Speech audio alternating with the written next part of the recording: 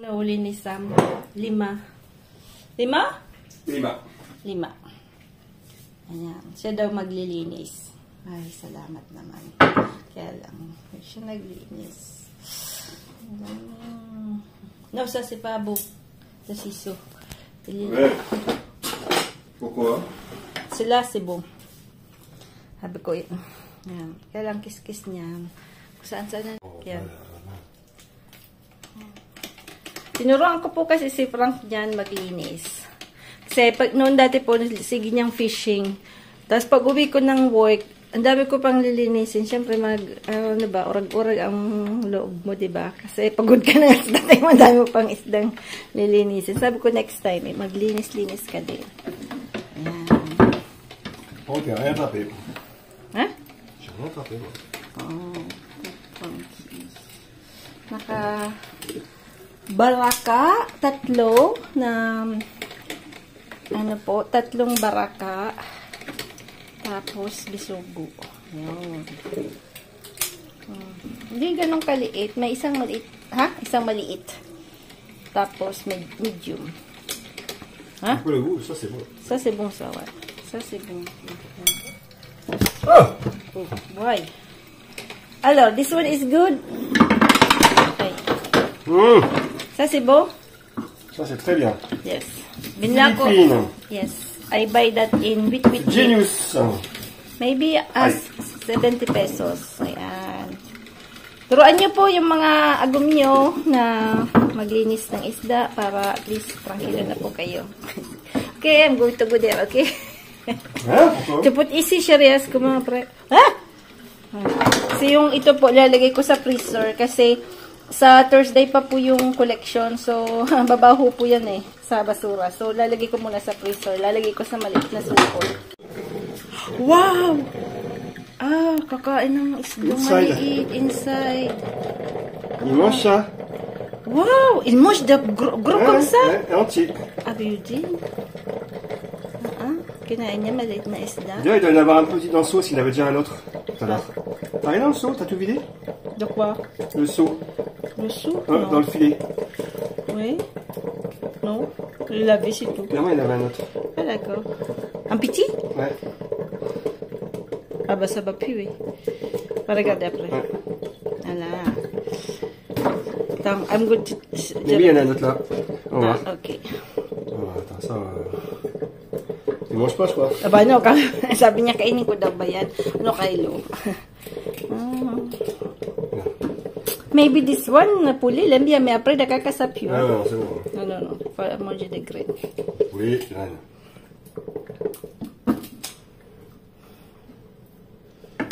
Tingnan natin kung meron pang isang nakain na maliit na isda.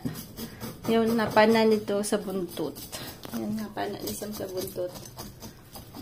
Si Sam hindi masyadong lumalabas ng room, ha? But he loves to fish, Sammy. Ouais. Ha? Ilang oras ba, Frank? 1.5. 1.5 daw. Si Sam Maybe, hein, maybe nag-fishing. it's 1.5.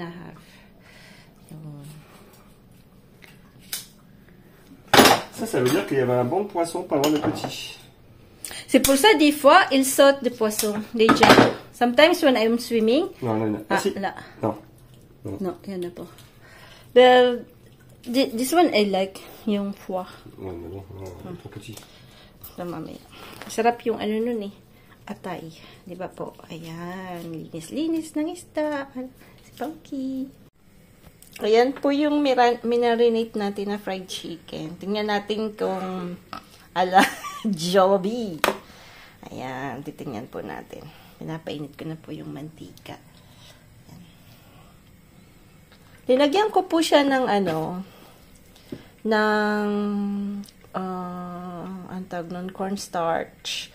Tsaka yung all-purpose flour.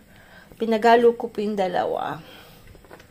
Yan. Tapos yung kanina, di ba po, linagyan natin ng garlic, ng ano po, yung ganito, yung powdered garlic po, tapos powdered ginger. Tapos linagyan ko po ng paprika, linagyan ko po ng parsley, linagyan ko din po ng asin, ng paminta, at linagyan ko po ng maraming paminta pala. At ano po, ano pa ba linagay ko? Ayan, yan na. Tsaka marami pong sili para hot and spicy siya. Ayan. Tingnan po natin kung talagang parang Jollibee. We'll see. Pero dapat po mainit na mainit yung mantiks. Ayan, yung mantika. Dapat daw masyadong mainit. Ayan na po. Ang mamantika na fried chicken. Tingnan natin kung crispy.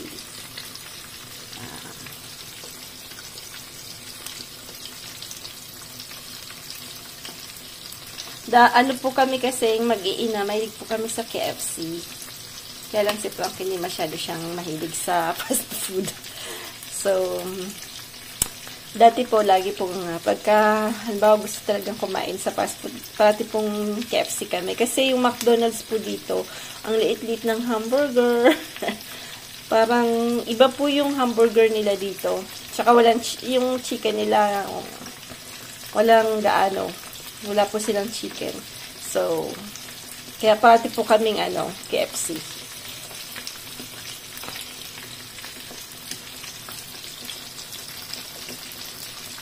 Ayan.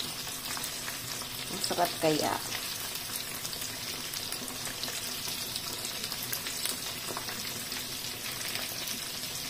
Isa pa lang po yung nangingitlog sa namin sa manok. Bali, yung iba po, siguro in 2 weeks, 3 weeks pa daw po yun. Kasi dumalaga pa lang po sila. Ayun.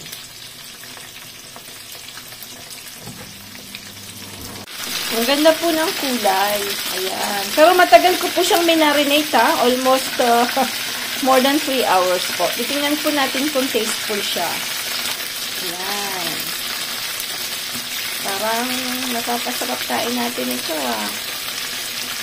Tapos, syempre may tira pa rin yung natin, yung adobo natin kanina. Ayan. Si Sam kasi po, hindi siya, ewan ko ba dati ang hilig niya sa adobo po. Tuloy si Osh ang mahilig sa adobo. Si Sam, iba-ibang gusto niya Ayaw niya kasi ng mabuto. Ako naman po, mahilig ako sa buto. Yung gusto ko po yung may kakalkalin. Ngayon. Ayoko ng puro fillet lang. Mana po ako kay mama. Si mama po, ang hilig niya sa ulo, ganon. Sa ulo ng isda, ganon. So, yan. Parang, parang chicken joy. Yan. We'll see the taste ng chicken joy. Naluto. Parang masarap siya. Ayan. Crispy fried chicken po. Homemade fried chicken. Ayan. Bali, ganun po lagi ginagawa ko pagka may buong chicken. Kasi 3 lang po kami. Yung kalati po, ginagawa kong ibang putahe. Tapos yung kalati, ibang putahe. Para pong hindi naman matagal naming uulamin kasi minsan So, para mapagbigyan ko naman si Sam, ayan, nag-fried chicken po ako. Minsan po, inaano ko siya, roasted chicken po siya. Kasi may brace siya. Ewan ko lang kung medyo may hirapan siyang kumain ng fried chicken. Kasi may brace po siya sa taas. Ayan po. Bon appetit po. Tapos na nating lutuin yung ating fried chicken. Ayan. Mabilis lang po So, isang buong manok siguro pag mga 6 po. Okay na po yan.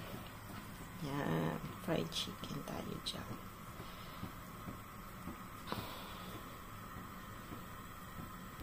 Excited na naman si Frank.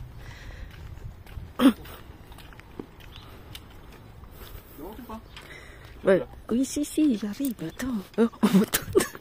Attendez, mon coup là-dedans.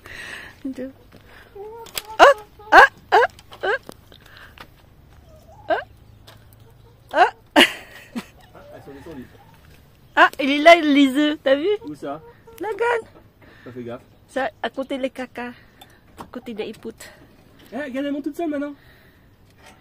Regarde. Elle vient de monter toute seule, t'as vu? Eh, les œufs tout propres. Viens. Elle est montée toute seule. T'as vu? So, parang bata to. Excited siya.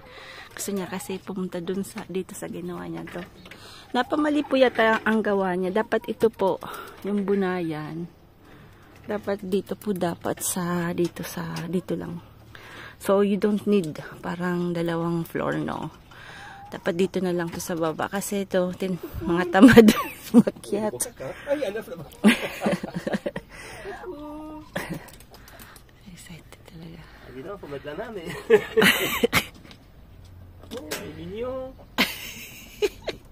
À côté du caca. Écoutez, kaka po dito. Il y a Ano, où, il y a udo. pas? Ah, il y a des caca aussi, hein. Ah, ça. Je te dis, parce que c'est ça. Ah, t'as vu les cacas où ils sont? Ouais. Elle s'est perchée en haut. Ah, oui. Ah, bah, c'est C'est bien. bien, ça. Ouais. Oh, attends, j'ai mis la main dans le caca.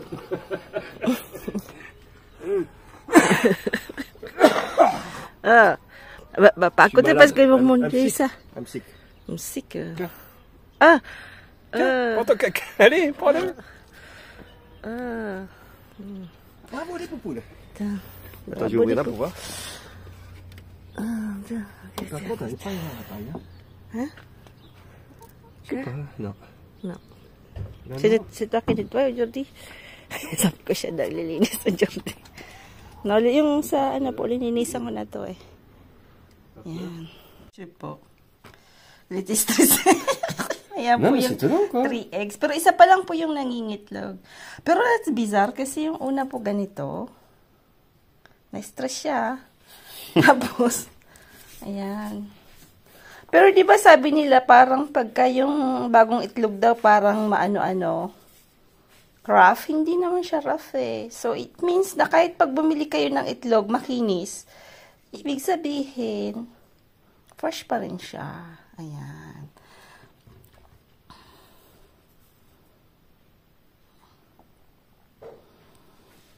Ayan, mamaya po kakainin namin yan na 3. Ayan. Hinintay po namin maging 3 para tag-iisa po kaming 3. Ayan po. Ayan po. Bali ngayong lunch po, hindi po ako nagluto kasi ang dami pong natira ng adobo. Tapos lalagyan ko na lang po ng mustasa. Ayan. Galing na po yan sa garden kanina. Ayan. Malalaki na po kasi sila. So, at least, I love po yung mga green leaves na may miss ko po kasi dito walang masyado. So, yan. Lalagay ko po dyan para magmukha pong bago. Tapos yun yan po yung kakainin namin ni Frank. Siyempre, rice. Ayan. Bon appetit po. Ay, mayroon pala pong nagtatanong about yung dough sa, sa empanada. Bali, yung dough po ng empanada, yun din po yung dough na ginagawa ko sa Italian pizza. Yun. Wala po yun na itlog, walang ano. Pero pwede pong gamitin nyo yung dough ng sa pizza. Pwede rin po yun.